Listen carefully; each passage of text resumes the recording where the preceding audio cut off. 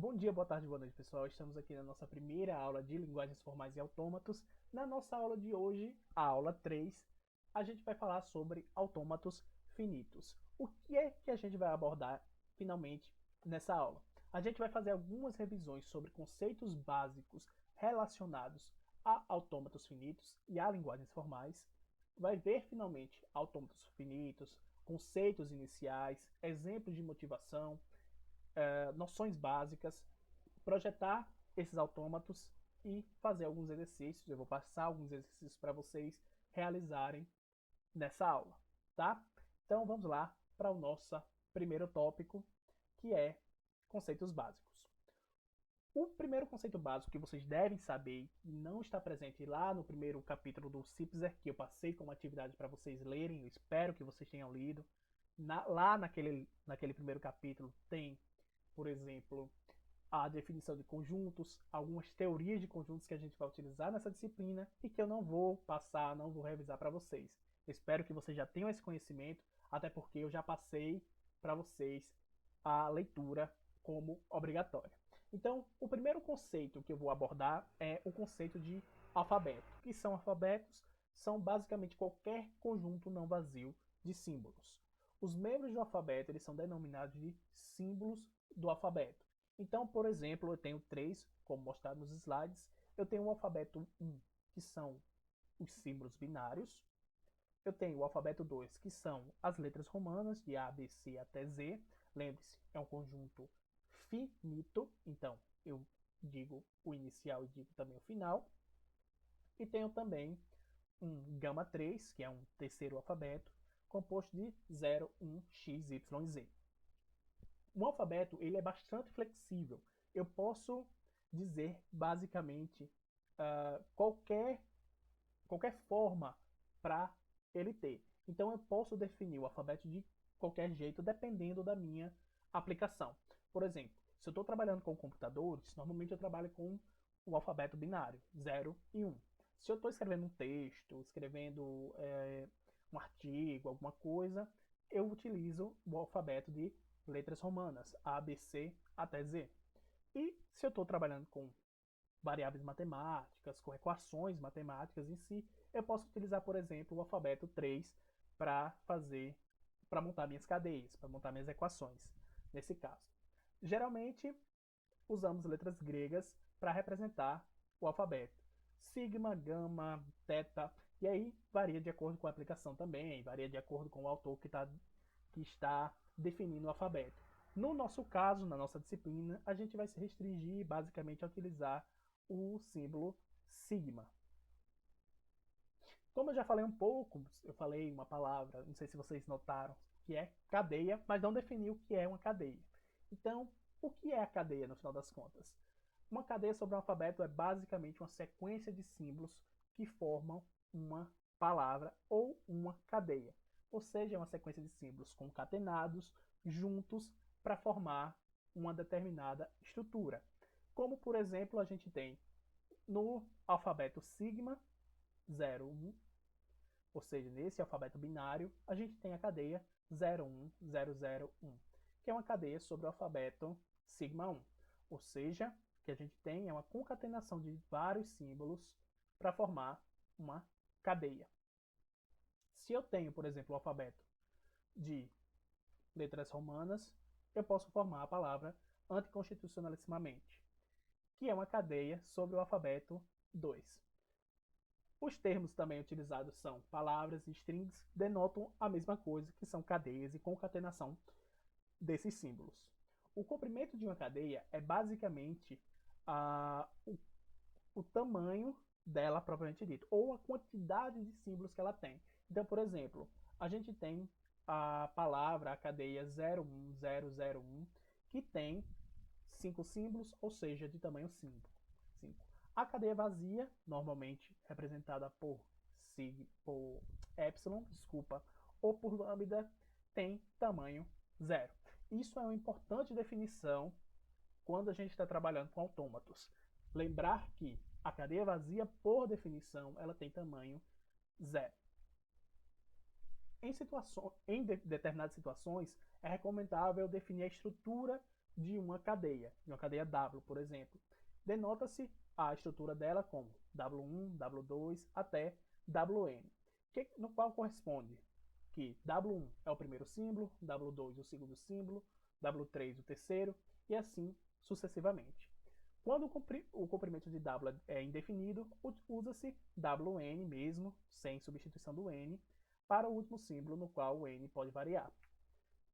Quando é conhecido, especifica o último símbolo, por exemplo, W1, W2 até W10. Nesse caso, a gente tem uma cadeia de tamanho 10, onde o N varia de 1 até 10. Então aqui eu defino a estrutura da cadeia, como ela vai funcionar. Por exemplo, se tem um W ao quadrado, se ela é apenas a concatenação desses símbolos da minha cadeia. Outros conceitos importantes são os conceitos de subcadeia e os conceitos de reverso de uma cadeia. O conceito de subcadeia, como vocês já podem imaginar pelo próprio nome, subcadeia é uma cadeia que está presente em uma cadeia maior. Por definição, toda cadeia é uma subcadeia de si mesma. Ou seja, basicamente eu tenho uma palavra, uma cadeia, que pode ser encontrada dentro de uma cadeia maior. Por exemplo, a palavra ante, que pode ser encontrada na cadeia anticonstitucionalissimamente. Então, ante é uma subcadeia de anticonstitucionalissimamente. Observações. Toda cadeia é uma subcadeia de si mesma. E a palavra vazia é uma subcadeia de qualquer outra palavra, inclusive de si mesma. Então, basicamente, vocês já sabem o que é uma subcadeia, já podem trabalhar com esse conceito quando for necessário, quando a gente estiver trabalhando com autômatos finitos. O reverso de uma cadeia W, ele é escrito como W elevado a R, e é obtido escrevendo-se W na ordem inversa, ou seja, Wn, Wn-1 até W1. Ao invés de ter a ordem W1, W2, W3 até Wn, eu inverto a ordem e coloco o Wn primeiro, depois o Wn-1, depois o Wn-2 e assim sucessivamente até W1. Como, por exemplo, a cadeia W1, 0, 1, 1, 0.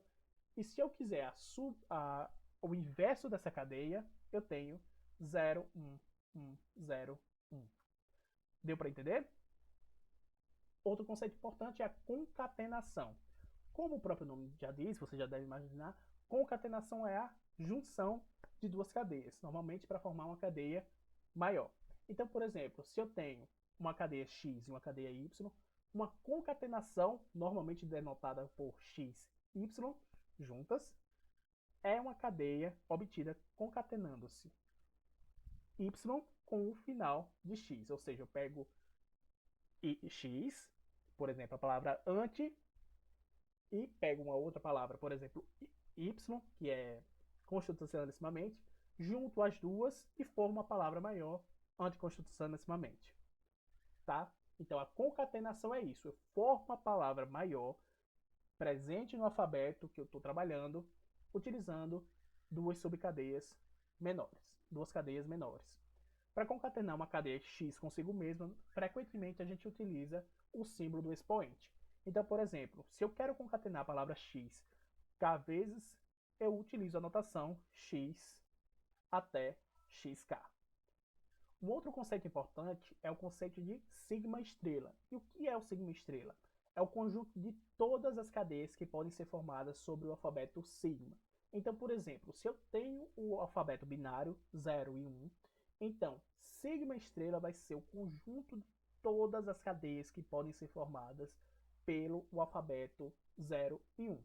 Então, por exemplo, o epsilon, que é a cadeia vazia, o 0, o 1, o 00, o 01 e assim sucessivamente. São todas as cadeias. E por definição, ele sempre é infinito.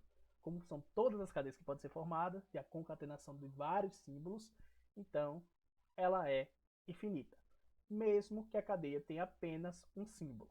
Então, por exemplo, se eu tenho a cadeia, o alfabeto 0, eu posso formar um conjunto infinito, sigma estrela, por epsilon 0, 0, 0, 0, 0, 0 e assim sucessivamente, variando o tamanho do meu da minha cadeia. Então eu começo com a cadeia 0, de tamanho 0, depois cadeia 1, depois cadeia 2 e assim sucessivamente. E como eu já falei nessa ordem, essa ordem tem um nome, que é ordenação lexicográfica.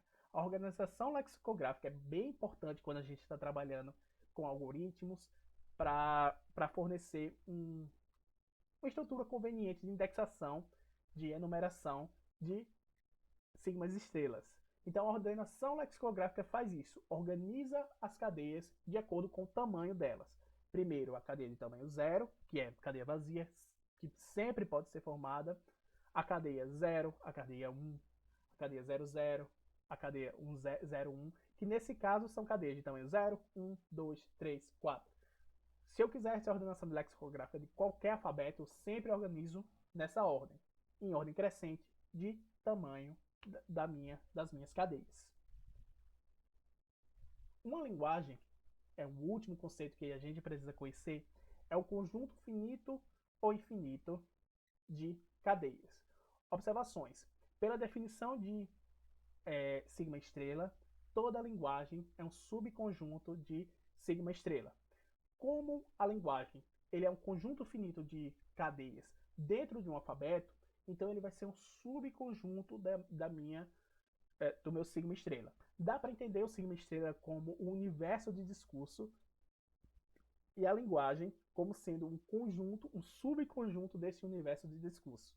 Eu tenho todas as cadeias que podem ser formadas com o meu alfabeto e a minha linguagem ele vai restringir que cadeias eu vou trabalhar, com que cadeias eu posso usar para reconhecer. A linguagem vazia é uma linguagem que não contém nenhuma cadeia, tá?